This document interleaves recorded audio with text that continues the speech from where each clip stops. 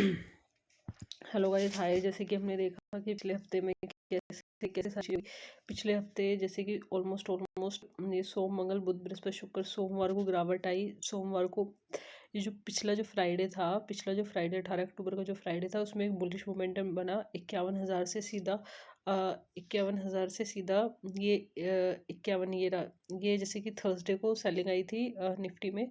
ये जो फ्राइडे था, फ्राइडे रहा 51,000 से सीधा के सीधा 52,200, मतलब कहने का मतलब पूरा को पूरा 1200 पॉइंट अप फ्राइडे को 18 अक्टूबर को फ्राइडे 1200 पॉइंट अप। और इसमें 1200 पॉइंट अप का क्या था कि क्योंकि ना HDFC का रिजल्ट था उस दिन, सैटरडे को HDFC का रिजल्ट आने था। HDFC अब HDFC आगे बढ़ रहा था, दैट इज़ वाई कि उस दिन 18 तारीख को मार्केट वहाँ से बूम करके ऊपर जा रही थी, ठीक है।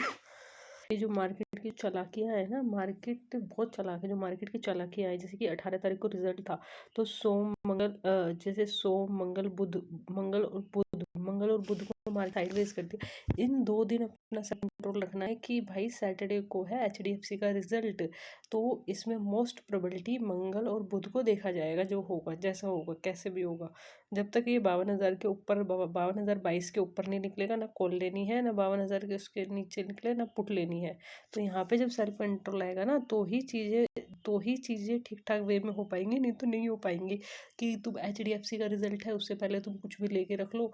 और मतलब सारी चीज़ें यहाँ पे, सारी चीज़ों में स्ट्रेटजी है। यहाँ पे जब तुम्हारे पास स्ट्रेटजी है ना, कि इंडस बैंक आएगा, देखो ये 2 दिन साइडवेज गए, 2 दिन साइडवेज के बाद तीसरे दिन टारगेट मिलेगा ही मिलेगा भाई। कुछ भी करके ले लो, टारगेट को देना पड़ेगा, छक मार के देना पड़ेगा टारगेट।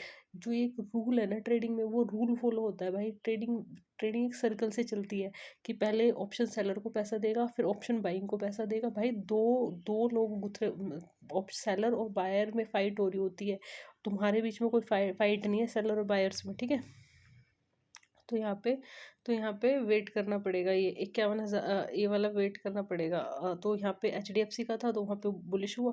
फिर HDFC का रिजल्ट जैसे भी मतलब गैप ओपन हुई, वहाँ से 52,577 से मार्केट नीचे आई। फिर अगले दिन मंगलवार को तो भाई क्या मस्त सेलिंग आई थी मंगलवार को।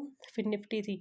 फिर 2 दिन पैसा बना, तो 2 दिन पैसे का डाइजेशन भी था कि उसमें कि बुधवार को लोगों का पैसा जीरो करना था, और बृहस्पतिवार को बैंक निफ्टी में पैसा जीरो करना था।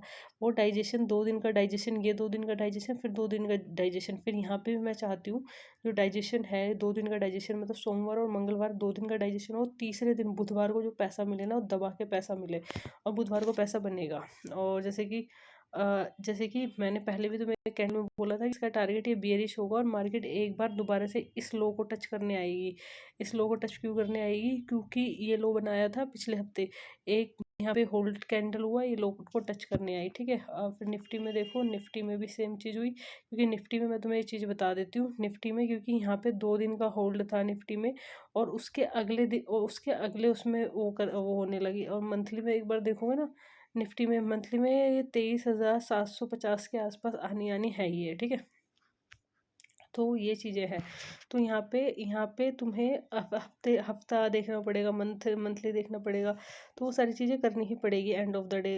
मतलब तुम ये नहीं कह सकते। और यहाँ पे मैंने पहले ही बोल दिया था कि टारगेट कैसे डिसाइड करते हैं, बुलिश मोमेंटम कैसे डिसाइड करते हैं, बेयरिश मोमेंटम कैसे डिसाइड करते हैं, सारी चीज़ें। Thank you so much for watching.